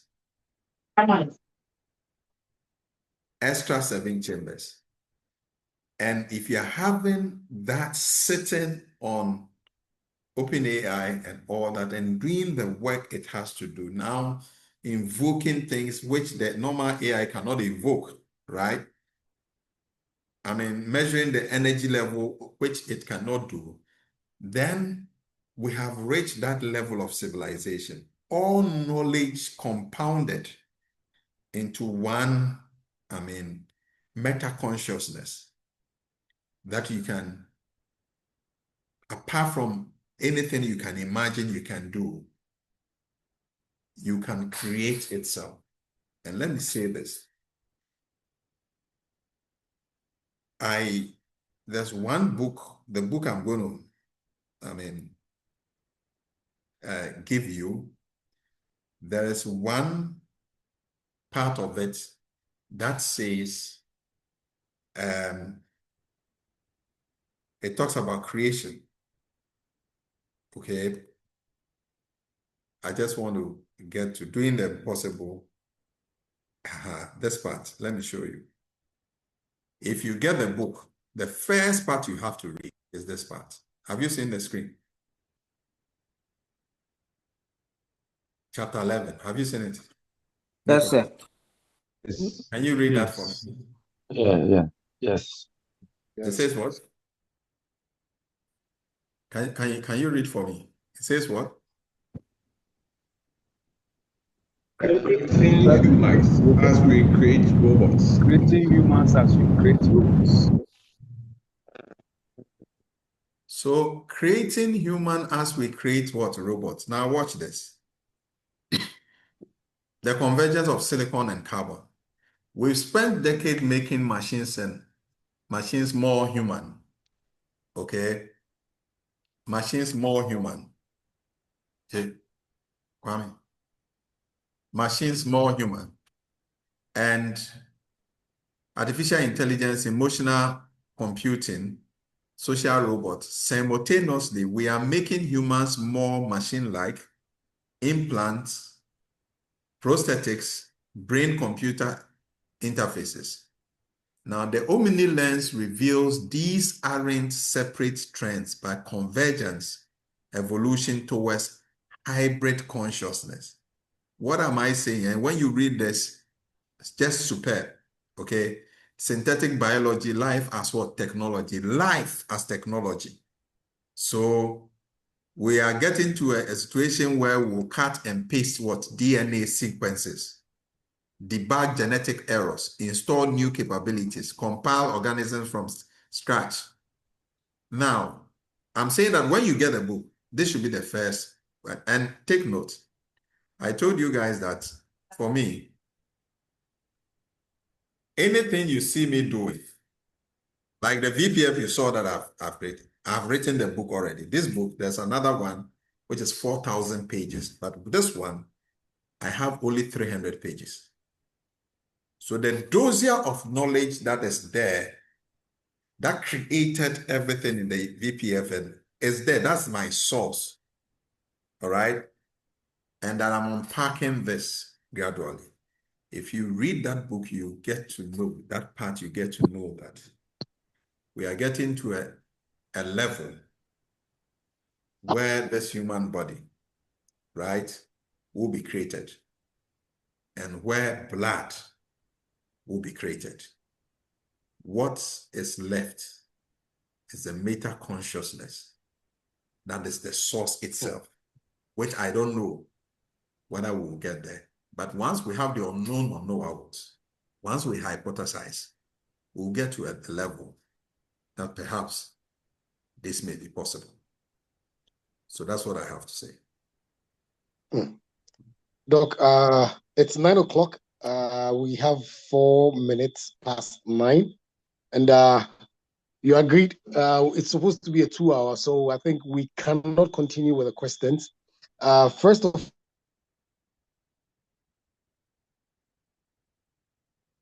all, let's applaud you. Give me the go ahead. We would end it here, and then maybe you would have to find time to engage you again, to re-engage you. We still have more questions to ask, and for all of us on the platform, I would humbly say that all the questions that you had me asking Dr. Boison was generated from the VPF, because he just asked me, Nicholas, can you be the MC? I said, yes. And then would you be able to ask me questions? I was like, whoa. So kudos to the VPF. There's a lot that we can do. Everybody knows that already, so I wouldn't say much. Doc, can we close, please? Yeah. Let's draw the curtain down. I've posted the employment. I've posted the employment chatbot as well. And please, once you are here, let's share with the community, right? But I'm saying that make the money you want to make out of it. I hope you understand. Make the money you want to make out of it. If you need my assistance, just let me know. I saw Felix doing something. He sent it to me. I was going through. I'm going to engage him on that. At the age of 50, we are moved from mentorship to empowerment, right? I'm no more mentoring students. I've moved from mentorship to empowerment. Empowerment means that I will give you everything. Now I'm not afraid to give you the knife. I'll give it to you. I'm not afraid to give you the gun. I'm not afraid to give you the grenade. So whatever I have at this time, till God being good to me, till I get 60, I'm just emptying myself into downloading myself to whoever wants to learn. So just giving you the empowerment and all that, and to make sure that, but just be very careful if you want empowerment. Once you're on this journey with me, like Maxwell said, when we went to Nigeria, I never slept, right? I was not sleeping, because if you want to be empowered, it means you need to do extra. So if you want to go on this lane with me, I'll be willing to welcome you, because all the 10 years that I have, I'm not saying I'm going to live only 10 years, but this is the time I really want to really download whatever we have and give it all, because one has to die empty. You don't have to die with something in your head. And so that's what I'm going to. And I want to thank you for your time and having the time to meet and then to share some of these things that I've not shared all my life history, but it has been very, the world hates dreamers, right? And so I can tell you that more than half of my life has been pain, has been malice, has been enviness and all that. So at the age of 50, now I have to be extra wise. So now I listen more, I don't talk. And I get to a place, I pretend I don't know anything. Because you are living with people who want everybody to be daft. So you don't want to be, I mean, the super intelligent person. Unfortunately, sometimes when you speak and people now begin to come close to you, and there are things that if you ask me, I'll tell you I don't know at this time, because the rest of the 10 years or 15 years I have, I just want to, enjoy life itself and not get into banter with people and all that. So if you need empowerment, let's begin and be willing to have more time and then cut off sleep, especially those of you who are youth, so that we can do that. What we are learning is beyond academics. It's beyond PhD. It's beyond Professor Emeritus. It's knowledge at the higher level. And that is what the astronaut, and that is the knowledge they possess. Even though it has its roots into academia and all that, it's at a higher level. So let's all try as much as possible to align ourselves. And I'll be willing, that is the way I've been. I have to die empty, make sure we empower this generation. The earth is a wonderful place to be, but I believe that whatever place we are going when we died will also be another lovely place, to be. So do not allow anybody to tell you, to frighten you with death, because it is part of us. Don't let anyone tell you that when you die, you go to hell. And because of that, you are scared. No. Don't allow anybody to do that to you. It's all about mindset. The God who created us is so kind that he will not create sin, that he cannot deal with sin, and then ask you to deal with it. And if you are not able to deal with it, you go to hell. That doesn't make sense. That's not the God that we have known, right? If he wanted us to be free, he would have dealt with sin. So that concept that put fear into people and all that, you will die. Everybody dies anyway.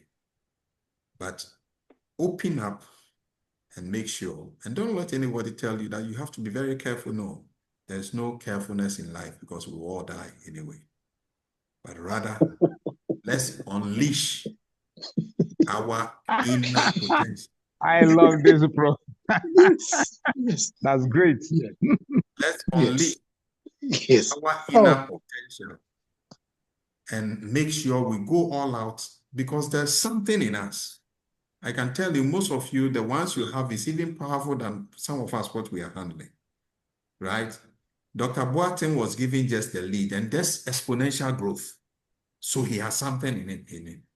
Faraday and others, they started growing. They have something in them.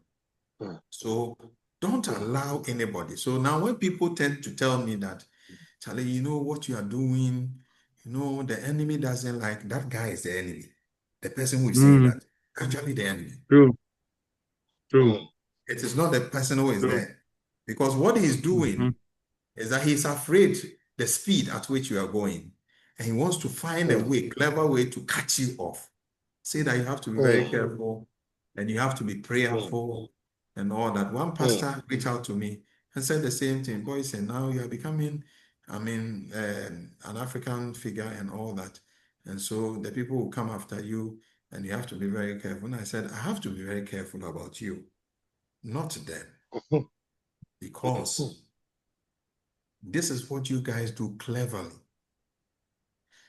to switch off the fire people have in them. But if we will all die, then I'll prefer to be run on this race and take this risk at the highest level and die with dignity rather than die in fear. So I thank you so much for your time, ladies and gentlemen. Have a good evening. Thank you very much. All well said. I wouldn't say anything. Good night and goodbye, everyone. Thank you, Doc. Happy birthday. Thank you, Doc. Thank you, Doc. Thank you, Doc. Everyone. Thank you And very happy much, birthday, happy Doc. birthday, happy God birthday bless once you. again, Doc. Happy God bless birthday, you so, Doc. so, so God much. bless you. Bye-bye, everyone. Bye. Bye-bye.